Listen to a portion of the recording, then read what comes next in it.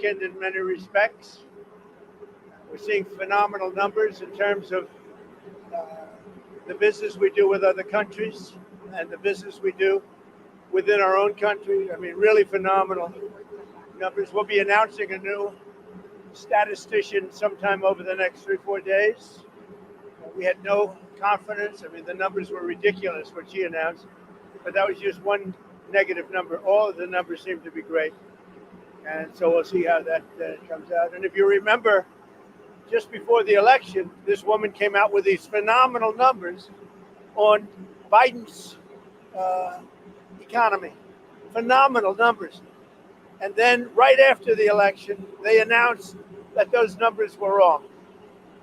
And that's what they did the other day. So it's a scam, in my opinion. My opinion is it's just additional scam. On Russia, Mr. President, can you say, have those nuclear submarines been deployed yet to face Russia? I've already put out a statement, and the answer is they are in the region, yeah, where they have to be. Is what Steve Witkoff's message will be to the Russians? Is there anything they can do to avoid sanctions at this point? Yeah, get a deal where people stop getting killed. They had a number that just came out that a tremendous number of Russian soldiers are being killed. And likewise, Ukraine, a lower number, but still thousands and thousands of people. And now we're adding towns where they're being hit by missiles. So it's a lot of people being killed in that ridiculous war. And, you know, we stopped a lot of countries from war, India and Pakistan. We stopped a lot of countries. And we're going to get that one stopped, too. Somehow we're going to get that one stopped. That's a really horrible war. You heard about Cambodia and Thailand. We got that one done.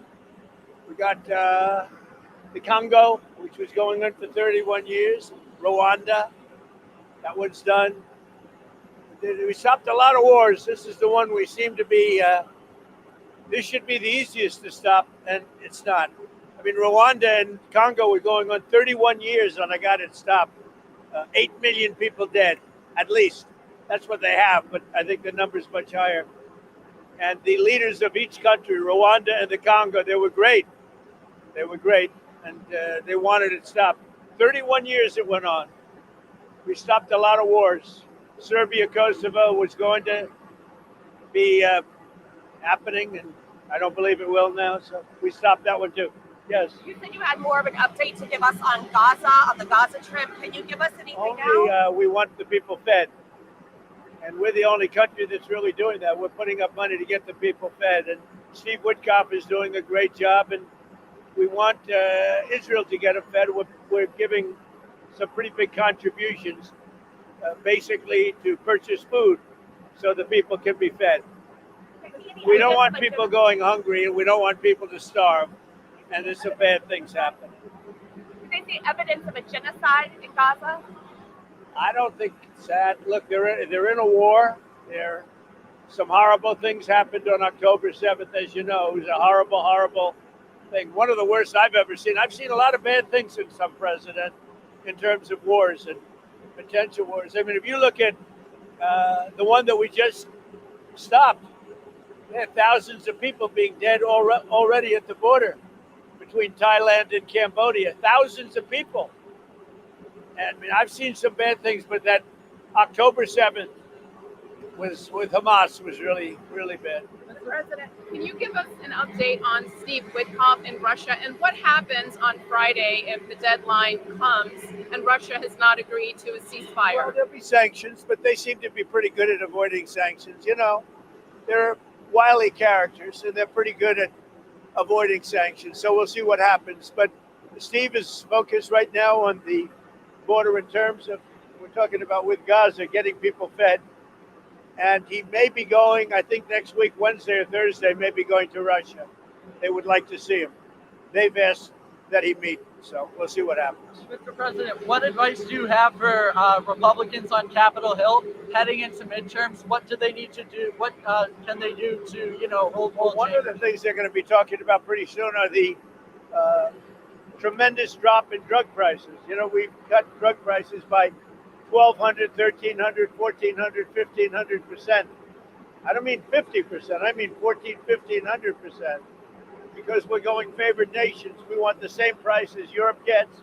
We want the same prices other country gets. And over the years, 25, 30 years ago, it started where they were charging us much more. And I put an end to it, with a letter that you saw last week. So I think that's going to be a point. I don't know how anybody could win an election if they're on the other side of that issue. So we'll be dropping drug prices. It'll start over the next 2 to 3 months by 1,200, 1,300, and even 1,400% and 500%, but not just 50% or 25%, which normally would be a lot, because the rest of the world pays much less for the identical drug, and we're going to be paying the same thing. We're going to have a favored nations. We will pay as low as the lowest nation in the world. And then, Mr. President, I think it just came out $29 billion in July taken in tariff revenue. Could we see a potential rebate here, and what would that look like, and who would qualify? Well, we're going to pay down debt. We have a lot of money coming in, much more money than the country's ever seen, by hundreds of billions of dollars. And there could be a distribution or a dividend to the people of our country. I would say for people that would be middle-income people and lower-income people, we could do a dividend. But one of the things we're going to be doing is reducing debt. But we have hundreds of billions of dollars pouring into our country now. We should have done this many years ago. And I did it in my first term with China. We didn't get to the rest because COVID hit. And you couldn't really go to France and Spain and Italy and say, let's start talking about some tariffs. But China was paying us hundreds of billions of dollars in tariffs, and we did it then. And then Biden screwed it all up. He screwed everything he touched. He screwed up. Thank you. Mr. President, will you endorse Winsome Earl Sears in the Virginia governor's race? Yeah, I would. I would. I think probably she's got a tough race. She shouldn't have, but because the candidate she's running against is not very good. But I think she's got a tough race. But I would, yeah. When will you swear in Jeanine Pirro to be the I U.S. will Attorney for happily D.C.? swear in Jeanine Pirro, who's going to be fantastic at what she does in D.C. Over the next very short period of time. I think she's going to be fantastic. Don't forget, Jeanine Pirro was a great judge and a great prosecutor. And because she was so good, I was there. She was an amazing prosecutor and judge. And because she was so good, they drafted her into show business.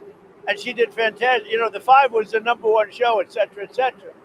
Jeanine Pirro was also really good at that. But her real love is exactly what she's doing. And that's what made her such a success in show business. So Jeanine Pirro is going to be amazing. And I'll swear her in as soon as we can swear her in. We need her. She's going to be amazing. Are you happy with how the Rose Garden turned out? And will you have some kind of event? The Rose Garden, are you happy with how it turned out? Great reviews on the Rose Garden, and we had to do it. As an example, when we had a press conference, you'd sink into the mud. It was grass, and it was very wet, always wet, damp, but wet. And if it rained, it would take 3, 4, 5 days for it to dry out, and we couldn't use it for really the intended purpose. So whether they had events or they had news conferences, we couldn't use it. And it's a beautiful white stone, and it's a stone that's the same color as the White House itself. And because it's very white, it's going to reflect the heat. It's not going to be very hot, like if you had a dark stone. So, yeah, we've gotten great reviews on the Rose Garden. Any update on the search for the Federal Reserve Board? Have you been interviewing candidates? No, I have a couple of people in mind. I'll be announcing somebody for the filling of the person that left. A woman left, as you know, who was I guess a Biden appointment, either Biden or Obama, but I think a Biden appointment. And she left early. And I think she left because she agreed with me on interest rates. And yet they were on the other side of the ballpark, right? So I'll be announcing that probably over the next couple of days. Okay. Mr. President, one more on tariffs here. As you continue to, pile up these trade deals, are you kind of gaining more leverage over countries that haven't come out, made a deal with it? I'm not looking for leverage. I'm looking for fairness. We want reciprocal as much as possible. Sometimes reciprocal would be too much for them to handle because it would be a much bigger number.